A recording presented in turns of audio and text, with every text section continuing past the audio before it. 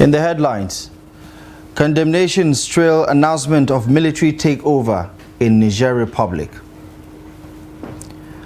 5 students confirmed dead from diphtheria outbreak as schools shut down in Bauchi.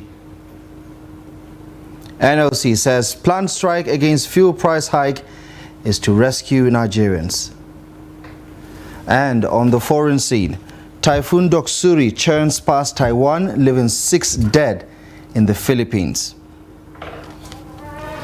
Hello there, good afternoon and welcome to the news update on Trust TV. I'm Abdullahi Ahmed.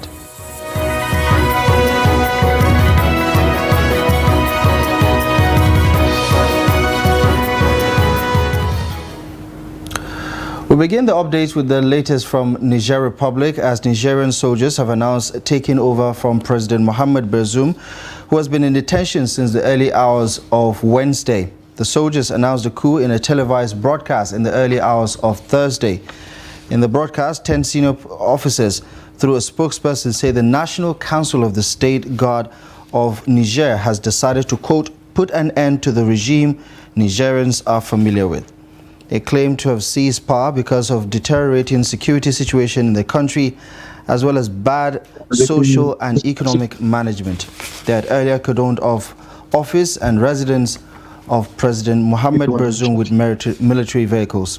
Crowds had taken to the streets of the capital city, Niamey, in support of the president, but soldiers fired shot to disperse them.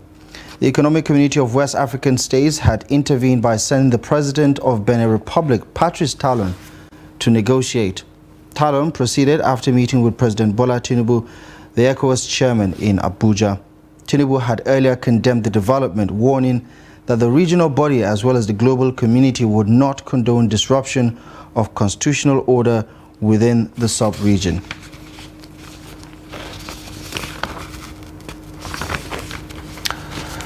Now, Professor Jude Momodu is the Director, Center for Peace and Security Studies at the Modibo Adama University in Yola, and he joins us live to give us insight into some of these developments in Niger Republic. Prof, good afternoon and thank you very much for making time. Good afternoon. Thank you for inviting me. Right. Okay. First things first. It's just less than 2 years since President Bazoum took over helms of affairs in Niger Republic. And this is the first time in the history of the country that they had a smooth democratic transition from one administration to the other. What are your thoughts about how this military coup is shaping things up in the country? Thank you very much. Let me first say that the coup, the developments that are coming out from Niger, neighboring country, is not a good development because just barely 2 weeks ago, when our president took over the mantle of leadership of ECOWAS, he was credited to have said that coups will not be allowed in the West African sub-region.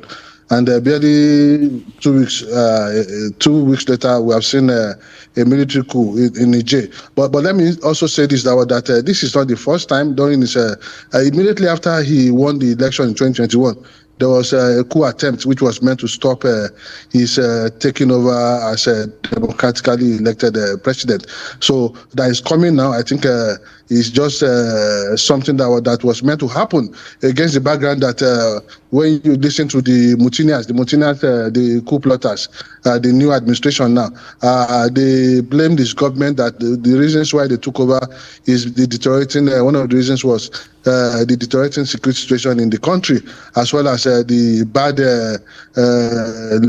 leadership that has brought untold economic hardship on the people of Nigeria. Prof, I think it's just what is happening is just drawing lessons from what has happened in Guinea, in Mali, and in other countries in Africa where we are now witnessing resurgence of coup, occasioned largely by bad governance and this sit-still mentality amongst African leaders. But it's a regrettable development, and we hope that the Mutinians will hand over power back to democratically elected government, even if they don't want President Mohamed Bazoum to continue. Right. You have an elected president whose administration is safe to say was almost doomed from the beginning, because as you alluded to, there was a coup in motion before his swearing in. But then again, a year plus into his administration, it finally happened. The international community was very unanimous in its condemnation. From the African continent, ECOWAS condemned it, the AU condemned it, the United States condemned it, and of course France, the colonizer of Niger Republic, also condemned it. What does this condemnation mean as far as the success or failure of this coup is concerned? Do you think any global pressure would perhaps maybe return the status quo back to where it was 48 hours ago?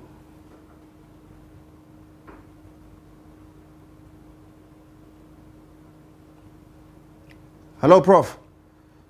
Can you hear me? It appears we do have a glitch in our connection to Professor Jude. We can see you clearly, but the audio is not good. And Prof, okay, we're just going to have to leave it there for now. Professor Jude Momodu, Director, Center for Peace and Security Studies at the Modibadwa University of Yola, speaking to us about the developments in Niger with regards to that military coup that ended the administration of Mohamed Bazoum, and that is a developing story that we're still keeping track of. Meanwhile, the United States, France, and the United Nations have strongly condemned an apparent military takeover in Niger Republic after soldiers appeared on national television to announce the removal of President Mohamed Bazoum's government. U.S. Secretary of State Antony Blinken called for, quote, immediate release of Niger's leader Mohamed Bazoum, saying Washington condemns any effort to seize power by force. UN Secretary General strongly condemns the unconstitutional change in government in Niger and was, quote, deeply disturbed by the detention of the president by members of his presidential guard, according to a spokesman. The Secretary General calls for an immediate end to all actions undermining democratic principles in Niger Republic. Similarly, French Foreign Minister Catherine Colonna says Paris strongly condemns any attempt to seize power by force and joins the call for regional bodies to restore the integrity of Niger's democratic institutions. The African Union and the Economic Community of West African States earlier decried Bazoum's detention and say they would resist any attempt to topple Niger's government.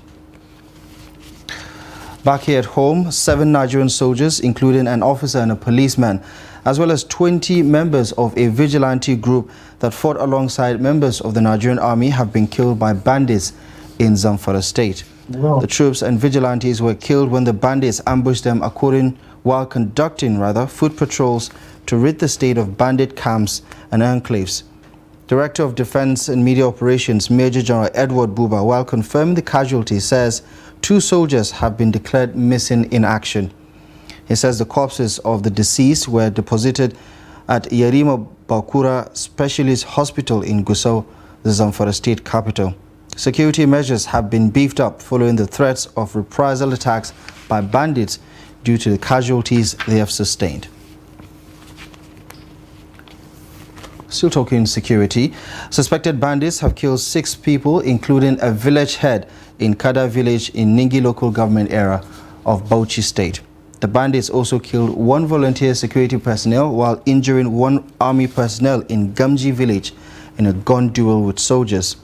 An eyewitness and member of the vigilante group in the area says the bandits invaded the area on motorcycles at about 9 p.m. on Tuesday night, where they had attacked and killed the innocent people in cold blood. According to reports, the gunmen, suspected to be kidnappers terrorizing the area, stormed the village with heavy gunfire that overwhelmed local security. The source explained that the attackers shot dead the village head of Kada along with 5 other people. Still staying in Bauchi, 5 students have died as a result of a suspected outbreak of diphtheria in Jama'are local government area of the state. The executive chairman of Bauchi State Primary Healthcare Agency, Dr. Rilwan Muhammad, disclosed this to journalists during an emergency press briefing in Bauchi, the state capital. Muhammad says all schools in the affected local government area have been closed as a precautionary measure. He says Out of 28 samples taken so far, 2 were confirmed, saying the agency was determined to act fast to curtail a possible spread of the outbreak. It says vaccination would be given to prevent a further spread of the disease. Mohammed described the deaths of the students as unfortunate, saying laboratory tests would confirm if they died of diphtheria. And the Nigeria Labour Congress is insisting that it will go ahead with its planned protest slated for the 2nd of August against the recent increase in the pump price of petrol. National President of the NLC, Joe Ajaero, stated this on Wednesday night at the resumed meeting between the federal government and organized labor on palliatives arising from the removal of fuel subsidy. Ajaero says the warning strike had nothing to do with the meeting between the federal government and the labor unions, but was about the recent increase of the pump price from 520 naira to over 620 naira per litre. Also at the meeting, the President General of the Trade Union, Festus Osifo, urged the federal government to respond to the call of Nigerians, many of whom were suffering from its economic policies. Head with the protest, because that's what we have to be emphatic on what we put in our communique. We say we are commencing protest from the 2nd. You're not satisfied with the outcome today? This meeting has no relationship with the. Remember, and I want you to be careful about it. There's 520 increment, which gave birth to this meeting. Nobody is discussing about the 617 as at now, and this meeting didn't have the competence to address that. Is that clear?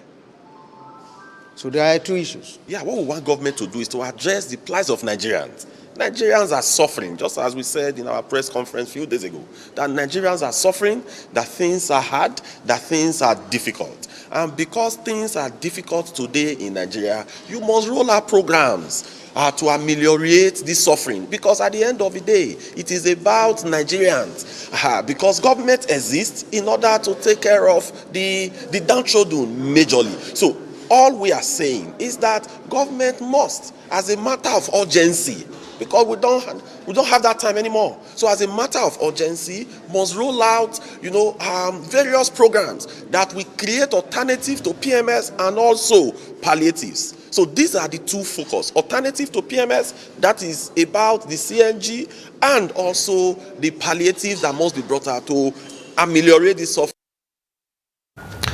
In other labor-related news, the National Association of Resident Doctors on Wednesday began indefinite nationwide strike action to demand the immediate payment of the 2023 Medical Residency Training Fund, among many other demands. The association's president, Dr. Emeka Orji, says the action followed several ultimatums, appeals and engagements with the government, and demands of the association were unmet. Noel Sampson, however, reports that some doctors were able to attend to patients at the National Hospital in Abuja despite the commencement of the strike action. The strike may likely affect patients on admission in the hospitals, but at the National Hospital Abuja, some doctors are attending to patients. Head of Department, Information Protocol Management of the hospital, Tayo Hastrop, says patients are attended to in the hospital even though resident doctors have commenced indefinite strike. We have other sections of the hospital working. We have our nurses, our consultants, the senior doctors. They are also on ground. The point is that these are the younger ones that are supposed to support them, but they're not there. That means the rate of what they can do will also be reduced, but the laboratory is there. Our patients in the wards, they are also there in the wards. We are seeing them. Nurses are also attending to patients who they expect to nurse at in the wards. The house officers, we call some doctors house officers, they are for 1 year in any hospital, training for 1 year. All the house officers are on ground. They are not member of NAT, and so they are not on strike. They are also working to see their patients. So that means the doctors who are coppers, that means the doctors who are house officers, that they won't be on ground to support the consultants. Some patients who came to the hospital for treatment or consultation speak on the doctor's strike. We came in here, in fact, we were not even aware that there is strike. It was when we came around that one of the personnel told us that the doctors were not on ground, that there has been a strike. So when we came in, the hospital is scanty because the number of patients they register per day, I think they do take up to like 60. But looking at the issue on ground, the patients are scanty.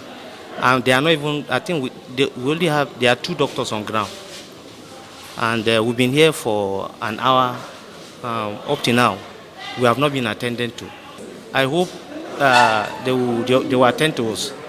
I came in this morning and I was attended to by the nurses and the doctors. I'm waiting for my test. They were able to attend to me smoothly. The only thing on the lips of these patients is passionate appeal for the government and the National Association of Resident Doctors to come to the negotiation table and resolve their differences. Noel Samson, Trust TV News, Abuja. We are watching the news update on Trust TV. Still to come, we'll tell you the story about the struggles of a commercial motorcycle rider. We have details of this and many more stories coming up ahead after the break.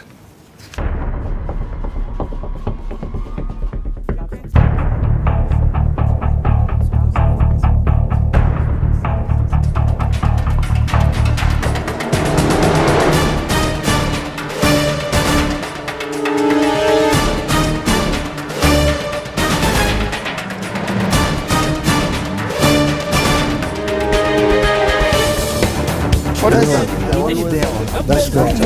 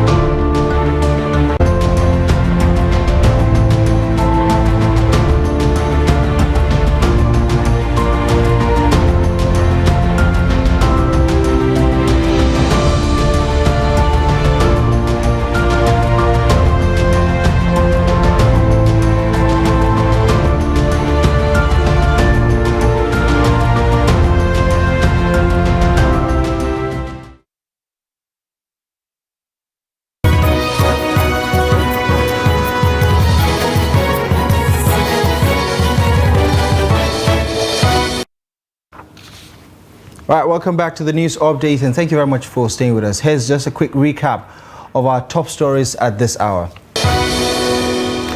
Condemnations continue to trail the announcement of a military takeover in Niger Republic.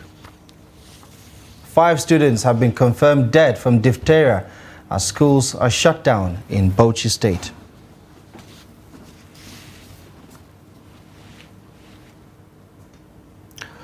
Moving on, APC National Vice Chairman Northwest Salihu Lukman has resigned from the National Working Committee of the party. Lukman's resignation letter was submitted to the acting National Chairman of the APC, Senator Abubakar Kyari, on Wednesday, July 26, 2023. His resignation is coming just 10 days after the resignation of the former National Chairman of the APC, Senator Abdullahi Adamu, and the National Secretary, Senator Iola Omishore. It was, however, gathered from sources within the APC National Secretariat that Lukman was not comfortable with the move to appoint former Governor of Kano State, Abdullahi Ganduje, by President Bola Ahmed Tinubu as the next chairman of the APC as replacement for Senator Abdullahi Adamu.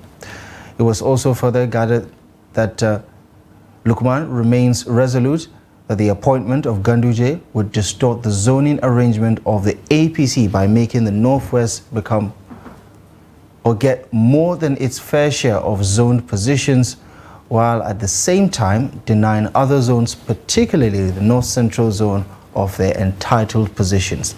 Lukman's letter of resignation, which was cited by Forefront News, indicated that he hinged his reasons on what he described as, quote, interference and illegal acts in the affairs of the party, which he stressed were inimical and at variance with the vision of the founding fathers of the APC.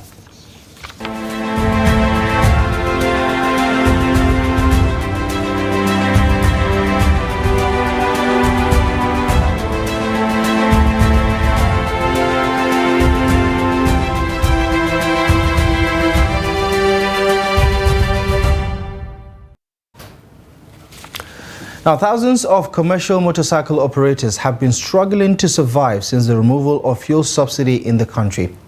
Many have been forced to park their motorcycles due to difficulty in making ends meet. Trust TV's Ibrahim Ismail tells the story of a commercial rider in Gombe State who has been forced out of a job while failing to meet his quota due to poor patronage. Life has been very difficult for Sahalu Saad since his boss took back his motorcycle due to failure to remit proceeds on time. The husband of two, who is now idle, struggles to feed his family. I failed to remit revenue to the bike owner on Tuesday as stipulated. I remitted 7,000 naira on Wednesday, but he asked me to give him the keys. Sahalu's two wives and children live in two different apartments, and since the motorcycle he works with was collected, getting 3 square miles has been nearly impossible. We have missed dinner for several days. We managed to cook when our husband brought food items in the evening. Today we couldn't pay for the charcoal which we used to cook.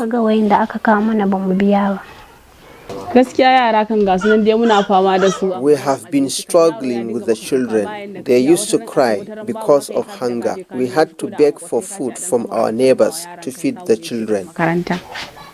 A liter of petrol cost 630 naira in Gombe State. Many Okada and Keke operators like Sahalu, who cannot afford the exorbitant prices, are now looking for solutions after they were rendered jobless. Reversing the fuel subsidy removal is the best solution. I didn't see any benefit of removing the fuel subsidy. They promised to help people, but we couldn't see anything. According to the Amalgamated Commercial Tricycle and Motorcycle Owners, there are 40 million members who depend on the business to survive, but soaring fuel prices have paralyzed their activities. Ibrahim Ismail, Trust TV News, Gombe. Similarly, artisans who depend on their daily hustle to earn a living say the removal of petroleum subsidy has significantly affected their ability to get jobs. A cross-section of artisans who spoke to Trust TV's Shafiu Suleiman say they often spend a whole day on empty stomachs due to their inability to get jobs, in addition to the hiking in the cost of transportation, making life more difficult for them and their families. This report. They are skilled even though not in the formal sector of the economy. These artisans rely on their skills to secure manual and ad hoc jobs to earn livelihood. But their continuous survival and the harsh economic realities such as the petroleum subsidy removal has added to their predicament. It's so much affecting us as a laborers for Nigeria, because several times you waste your transport, come out to hustle. To get the money to go back to your home is a problem. To get what you eat to your stomach is a problem for us for Nigeria. Because of what? Because of all these power subsidies. Since morning I have not eaten. It's just granola that I eat here. I have not eaten since morning. And I don't have money to go and buy foodstuff. Before I will go and buy foodstuff and keep and I will be working. But now, since last week, I don't have foodstuff. As the Nigerian government explores available options to cushion the effects of the painful but necessary decisions, these people say accommodating them in the arrangement is imperative. We need assistance. Even though there are no release something for us, let's release work for people. Let people have to know what they are supposed to do to make something for them. We are not even thinking about the palliative. The palliative is not reaching us at all. If they want the palliative to reach us, they should bring the palliative to the church and to the mosque. While some countries are investing in human capacity to spur development, Nigeria's skilled manpower is left to look elsewhere for greener pasture. As Nigerians continue to struggle to survive under these very painful but necessary economic decisions by the Tinubu administration, such as the removal of subsidy, which has pushed many Nigerians into untold hardship. Those within the informal sector, talking about youths, able-bodied youths who are skilled but not captured in the formal sector, are also grappling with the challenge posed by the removal of subsidy. They have the skills, they have the energy to contribute to the development of the country, but they are being faced with the challenges associated with the subsidy removal. Shafiu Suleiman, Trust TV News.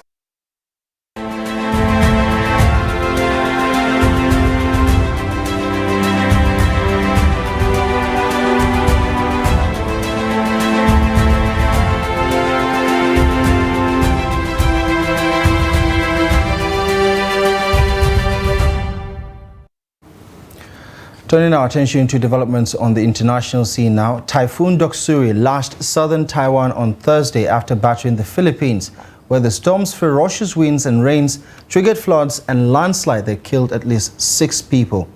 The storm, categorized as the second strongest typhoon level by Taiwan's Weather Bureau, was heading towards the southern Taiwan Strait with maximum winds of 191 kilometers per hour on Thursday morning. Doksuri has lost some of its strength since it lashed the northern Philippine coastline on Wednesday, bursting banks of rivers, flooding low-lying villages, and unleashing dozens of landslides. In the Burgos town in Benguet province, officials say a landslide buried a house, killing a mother, her child, and 2 other children. In the nearby resort city of Begoy, a 17-year-old teen was killed when soil loosened by heavy rains buried his house. In Taiwan on Thursday, the Weather Bureau issued wind and rain warnings for the southern part of the island, including the major port city of Kaohsiung, where businesses and schools have been closed and landslide warnings issued. More than 4,000 people were evacuated as a precaution, mostly in the mountainous southern and eastern Taiwan, where nearly 0.7 meters of rainfall was recorded in some areas and up to 1 meter of rain was forecast. The storm had cut power for more than 15,700 households across Taiwan, but the majority of them had since been restored. Well, that's it for now. You're up to date with the latest stories at this hour. Thank you most kindly for joining us. Feel free to follow us across social media platforms for more content or check out our website for more news, trusttv.com. My name is Abdullah Ahmed. Thank you for watching.